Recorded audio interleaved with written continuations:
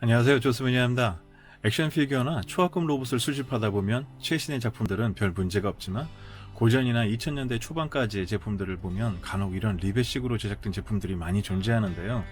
리벳들은 플라스틱 부위에 고정된 제품이다 보니 프라가 마모가 되면 고정이 헐거워져서 쉽게 헐렁대는 경우가 많습니다. 이런 경우 볼트식으로 교체하여 보다 편하게 피규어를 즐길 수 있는 방법을 소개해드리고자 합니다. 가장 기본적인 수리 방법으로 볼트 교체식으로 오래된 수집품을 다시 새 관절로 선물해 줄 수 있는 방법인데요. 오늘은 얼마 전 리뷰하였던 울트라 초합금 시리즈의 울트라 세븐의 관절 교체 시간을 소개하도록 하겠습니다.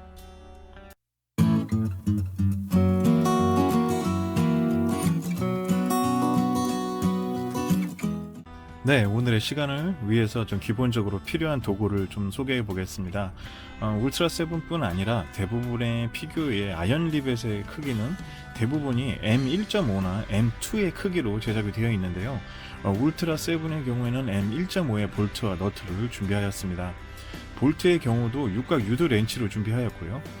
이 경우로 이제 유도 렌치 끝이 유도 렌치 형식으로 되어 있어서 제작이 되어 있는 렌치를 준비했고, 볼트도 역시 1.6의 그 황동 니켈 육각 너트로 준비하였습니다.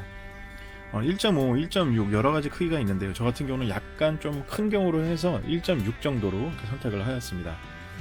그리고 거기에 같이 껴서 쓸 수 있는 스냅 링도 같이 필요에 따라서 사용될 수 있도록 하여서 M1.6이 들어갈 수 있는 스냅 링을 준비를 하였습니다. 그리고 그에 맞는 M1.5용 렌치가 있어야 하고요. 리벳 머리를 제거할 때 쓰여질 수 있는 벤치, 그리고 리벳 머리를 제거할 때 필요한 가장 중요한 드릴이 필요합니다. 네, 그러면 오늘의 수술 주인공인 울트라 세븐의 수술 부위를 보여드리도록 하겠습니다. 가장 기본적으로 작업 순서는 이 리벳 부분인데요. 이 리벳 부분의 안쪽 이 부분을 드릴로 이용하여 이거를 마모를 시켜서 이 뒤쪽으로 리벳을 빼내는 겁니다. 그리고 거기에 오늘 교체될 새로운 유도 렌치로 볼트와 너트로 이쪽으로 고정을 시켜서 조여주어서 이것에 대한 이런 빡빡함을 좀 더 헐거워진 부분들을 해결해 줄 수 있는 방법을 보여드리고자 합니다. 이 다리 부분도 역시 많이 헐렁한데요. 지금 사진에서 보는 것처럼 서 있지 못하거나 어떤 포징을 하는데 정말 어려움이 많은 편입니다. 그래서 이 같은 경우는 좀 많이 쓰여지지도 않은데도 불구하고 이 다리 부분은 워낙 처음부터 신제품부터 좀 그런 단점들이 있었습니다. 그래서 오늘 역시 이 부분도 드릴로 해제하고 새로운 유도 렌치로 볼트와 너트로 조여주어서 새로운 생명을 넣어주고자 합니다. 그러면 작업 과정 들어가도록 하겠습니다.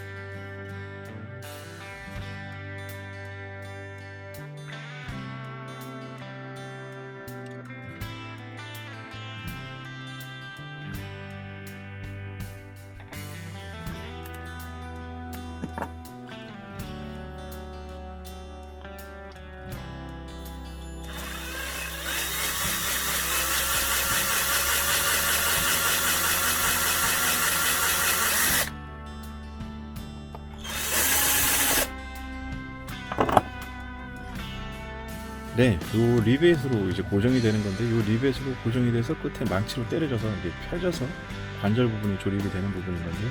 이 두께 자체가 사실상 지금 얘 같은 경우는 한 2mm 정도가 되는데, 저희 같은 경우는 이제 조이는 부분이라든지 넣는 부분들을 위해서 제가 한 1.6 정도로 M1.6 정도의 볼트로 준비를 하였습니다.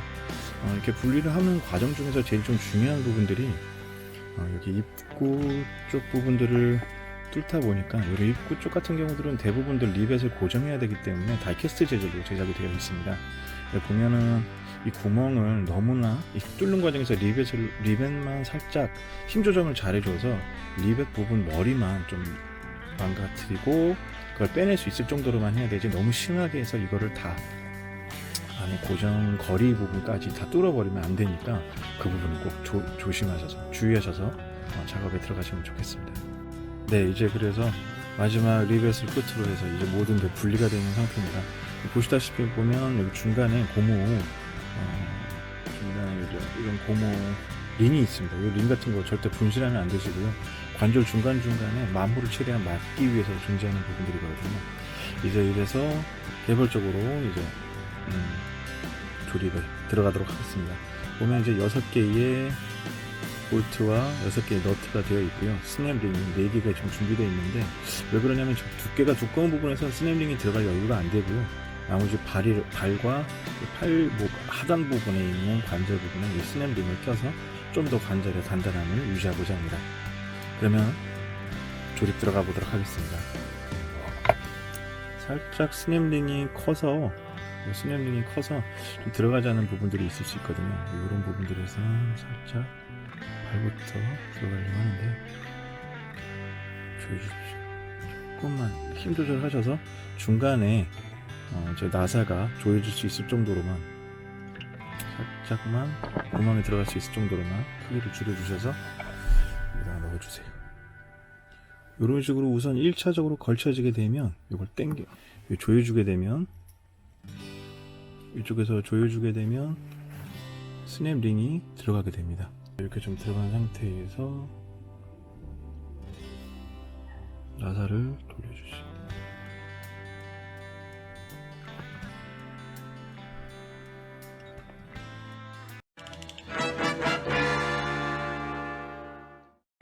네, 드디어 마무리 되셨습니다. 리벳들을 다 빼낸 자리에 이렇게 육각 렌치가 들어가서 자세히 고정들을 할 수 있도록 이렇게 진행이 됐는데요. 확실히 조여질 수 있는 부분이 있다 보니까 고정이라든지 조여짐을 해줄 수 있는 장점이 있고요. 무엇보다 원래 좀 단점적인 부분들은 새롭게 이렇게 하다 보니까 좀 도색이라든지 이런 마무리 작업들을 좀 더 해줘야 되는 부분들이 있습니다. 그러나 무엇보다 렌치 부분들을 막는 정도로 이렇게 도색을 한다든지 이렇게 메꿔버리면 절대 안 되고요. 왜냐면은 이 이후에도 계속적으로 작업하면서 좀 조여줄 수 있는 부분들에 대한 여지는 남겨둬야 되기 때문에 그런 요소들은 좀 주의해서 마무리를 하셔야 될 것 같습니다. 발목 같은 부분들도 이런 식으로 해서 길이가 좀 남는 부분들은 조금 커터라든지 그라인더 부분들로 조금 실력 있으신 분들이 갈아내시고 칼라링으로 마무리를 지으면 좋겠습니다. 네, 수술 전에는 죽어도 안 되던 자세들이었습니다. 그냥 기본적으로 약간 이렇게 좀 어정쩡한 자세로 서 있는 부분들도 신품 자체도 리벳이 약간 조금 좀 연한 부분이 있기 때문에 고정이 좀 이런 자세들이 좀 안 됐던 부분들이 있어서 투명 스탠드라든지 그런 요소들이 좀 있어야 되는 단점들이 있었습니다. 네, 오늘은 간단히 리벳 교체 작업을 보여드리는 시간을 가져봤는데요. 물론 저와 달리 규격에 맞는 십자 볼트나 원하시는 종류를 찾아서 작업하셔도 좋습니다. 다만 오늘은 리벳을 제거하는 과정의 주의사항에 대해서 좀 소개해드리고자 준비하여 보았습니다. 오래되어 도색이 벗겨지고 마모가 되어 플레이어빌리티를 잃어가는 제품의 생명을 다시 넣어주는 작업은 비단 활용성만 늘어날 뿐 아니라 개인적으로는 애착이 더 가게 돼서 수집의 의미가 배가 되는 것 같습니다. 네, 오늘의 시간은 여기까지 하겠습니다. 다음 시간에는 도색과 마모된 원형을 좀 복원하는 방법도 준비해 보도록 하겠습니다. 감사합니다. 비번이었습니다.